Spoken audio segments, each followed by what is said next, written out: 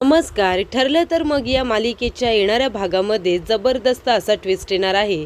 तर इथे सायलीने आता चैतन्याच्या बाईकमध्ये पेनड्राईव्ह लपवून ठेवलेलं असतं आणि ते चैतन्याच्या हाती लागतं.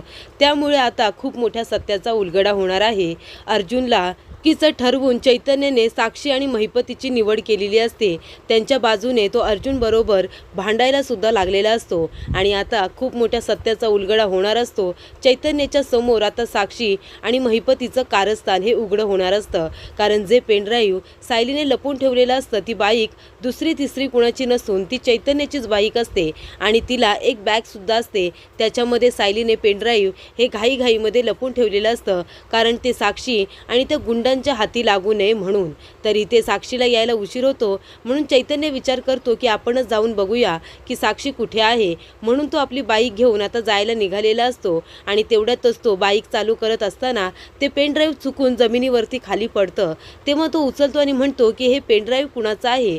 तेव्हा त्याला संशयास्पद वाटतं. आपण या पेनड्राईव्हमध्ये काय आहे हे बघूया आणि तो लगेच घाईघाईने आपल्या रूममध्ये येतो आणि लॅपटॉपला ते पेनड्राईव्ह लावून आता बघत असतो की त्याच्यामध्ये नेमकं आहे तरी काय.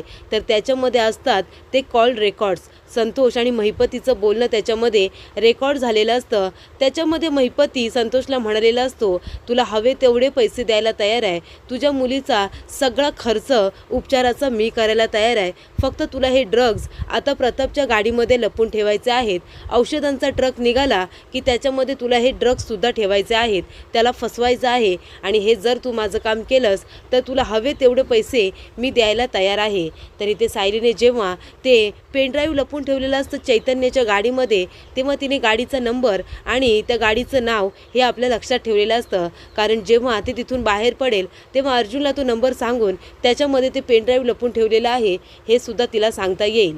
ते आता इथे चैतन्याच्या लक्षात येतं जेव्हा तो ते कॉल रेकॉर्ड्स ऐकतो आणि त्याला कळतं की याच्यामध्ये महिपतीचं नाव आहे आणि संतोष आणि महिपतीचं बोलणं रेकॉर्ड आहे. सगळं काही संतोषने त्याच्यामध्ये रेकॉर्ड करून ठेवलेलं असतं.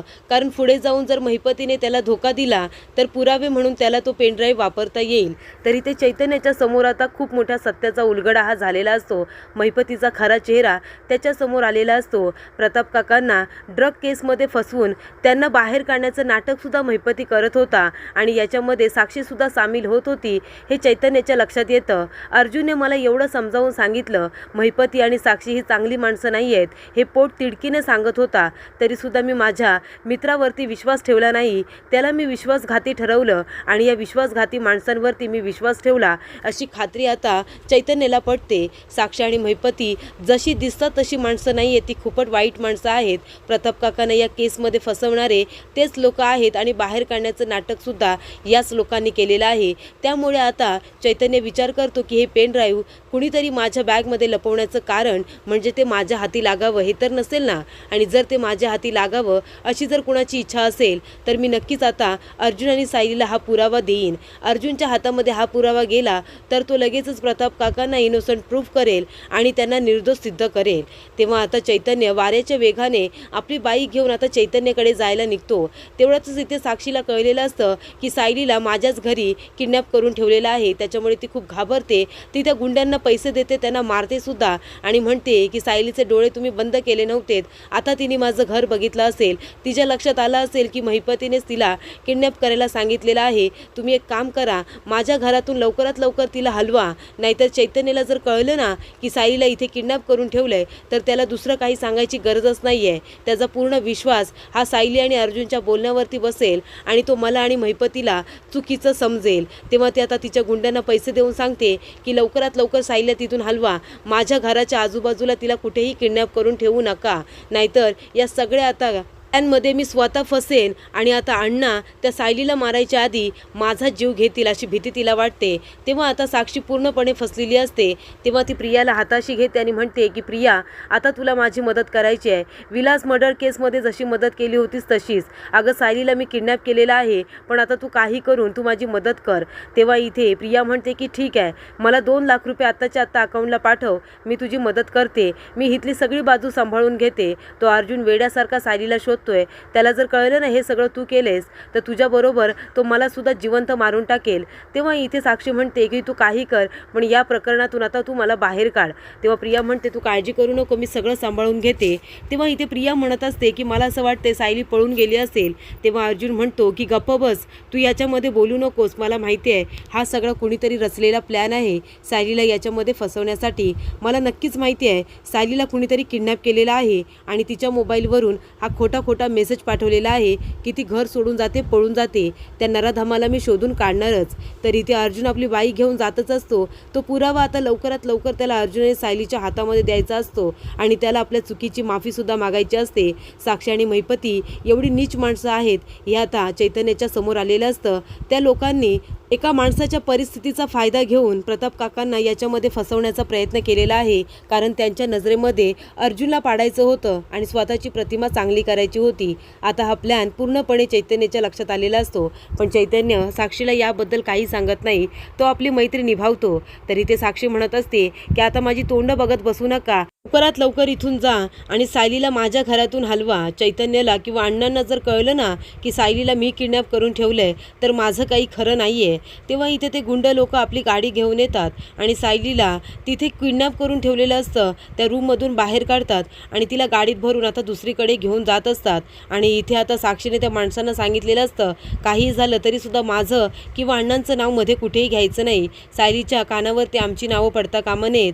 तेव्हा इथे आता सकाळ झालेली असते तरीसुद्धा सायलीचा काही पत्ता नसतो. तेव्हा अर्जुन आता मंदिरामध्ये येतो आणि बाप्पाला म्हणत असतो की गणपती बाप्पा लवकरात लवकर माझी सायली सापडू दे, मी तिच्याशिवाय जगू शकत नाही. ती जर सापडली नाही तर मी मरून जाईन. काहीतरी संकेत मला द्या, मला सायलीला शोधायचं आहे. आणि तेवढ्यातच आता सायली तिथून मला वाचवा, मला सोडा असं ओरडत जात असते. तिच्या डोळ्यांना पट्टी बांधलेली असते. सायलीचा हा आवाज अर्जुनच्या कानी पडतो आणि तो सायली अशी जोरात हाक मारतो आणि लगेचच त्या गाडीचा पाठलाग करायला सुरुवात करतो. तेव्हा इथे अर्जुन आता त्या गाडीच्या समोर आपली गाडी लावतो. तेव्हा ते गुंड लोक गाडीतून खाली उतरतात आणि अर्जुनला बेदम मारायची सुरुवात करतात. तेव्हा इथे अर्जुन आधीच खूप जास्त चिडलेला असतो कारण सायली त्याच्यापासून दूर झालेली असते आणि त्या गुंड लोकांना आता अर्जुन बेदम मारतो. तर इथे सायलीचा तो आवाज ऐकल्यानंतर अर्जुनला काही सुचत नाही. तो त्या गुंडांना बेदम मारत असतो. सगळा बदला तो काढून घेतो. तेव्हा इथे सायली अर्जुन जवळ गुंडांना मारतोय तवर आपले हात सोडून घेते, डोळ्याची पट्टी काढते आणि मग धावत पळत येते आणि अर्जुनला मिठी मारते. अर्जुनला मिठी मारल्यानंतर त्याला खूपच जास्त आनंद होतो कारण आता सायली ही त्याला सापडलेली असते. ती रात्रभर गायब झालेली असते, त्याच्यापासून दूर झालेली असते. तेव्हा त्याला तो एक एक क्षण अगदी नकोसा झालेला असतो. त्याला ते जीवन नकोसं झालेलं असतं. त्यामुळे सायलीला आपल्या मिठीत बघून त्याला खूप जास्त आनंद होतो. तेव्हा इथे आता सायली आणि अर्जुनच्या नात्याला एक नवीन सुरुवात झालेली असते कारण पहिल्यांदा सायलीने स्वतःहून येऊन अर्जुनला प्रेमाने मिठी मारलेली असते, काळजीने मिठी मारलेली असते.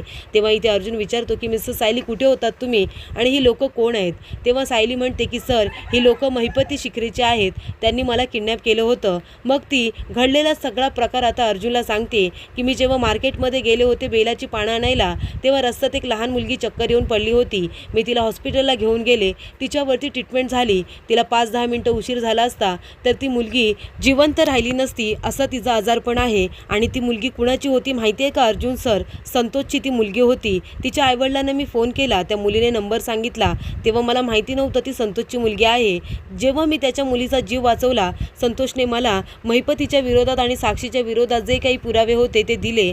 पेन ड्राईव्ह दिलेला आहे, त्याच्यामध्ये महिपती आणि संतोषचं बोलणं सगळं रेकॉर्ड आहे आणि तो पेन ड्राईव्ह आता मी लपून ठेवला आहे. महिपतीच्या माणसांनी मला त्याच्याच बंगल्यावरती घेऊन गेले होते आणि एका रूममध्ये मला किडनॅप करून ठेवलं होतं. पण नंतर ते मला तिथून हलवत होते, दुसरीकडे घेऊन जात होते आणि मी तुम्हाला सापडले. तिथे एक बाईक होती आणि त्या बाईकचा नंबरसुद्धा आता सायली अर्जुनला सांगते. तो नंबर ऐकल्यानंतर अर्जुन म्हणतो हा नंबर तर चैतन्याच्या बाईकचा आहे, त्याने एक नवीन बाईक घेतले. तेव्हा इथे सायली म्हणते हो, त्याला एक बॅग होती आणि त्याच्यामध्येच मी पेन ड्राईव्ह लपवून ठेवलेला आहे. तेवढंच आता चैतन्य बाईकवरती एकदम घाईघाईने अर्जुनलाच भेटायला येत असतो. तेव्हा अर्जुन आणि सायली दोघंजण म्हणतात की आपल्याला जाऊन आताच्या आता ते पेन ड्राईव्ह घेऊन यायला हवं आहे. चैतन्याच्या ऐवजी ते जर दुसरं कुणाच्या हाती लागलं तर प्रॉब्लेम होईल. होईल. तेवढ्यातच आता चैतन्य ते पेन ड्राईव्ह घेऊन अर्जुनकडे येतो आणि त्याची माफी मागतो आणि म्हणतो, तुला हेच हवंय ना? या पेन ड्राईव्हमध्ये संतोष आणि महिपतीचं बोलणं रेकॉर्ड आहे. त्याच्यावरून हे सिद्ध होतंय की महिपतीनेच प्रताप काकांच्या ट्रकमध्ये ड्रग्ज लपून ठेवले होते. त्याच्यामध्ये प्रताप काकांची काही चुकी नाही आहे. हे सरळ सरळ सिद्ध होतंय. या पेन ड्राईव्हमध्ये ते सगळे पुरावे आहेत, कॉल रेकॉर्ड्स आहेत. तेव्हा इथे चैतन्यने आपली मैत्री निभावत आता अर्जुनच्या हातामध्ये पुरावा दिलेला असतो आणि त्यामुळे अर्जुन आता कोर्टमध्ये प्रताप काकांना इनोसंट प्रूफ करू शकतो. तर इथे आता सायलीच्या हुशारीने प्रताप काका इनोसंट प्रूफ होऊन बाहेर येतात आणि महिपतीचा डाव त्याच्यावरच उलटा करत आता अर्जुनने महिपतीला जेलमध्ये टाकत त्याच्या गुन्ह्याची शिक्षाही दिलेली असते.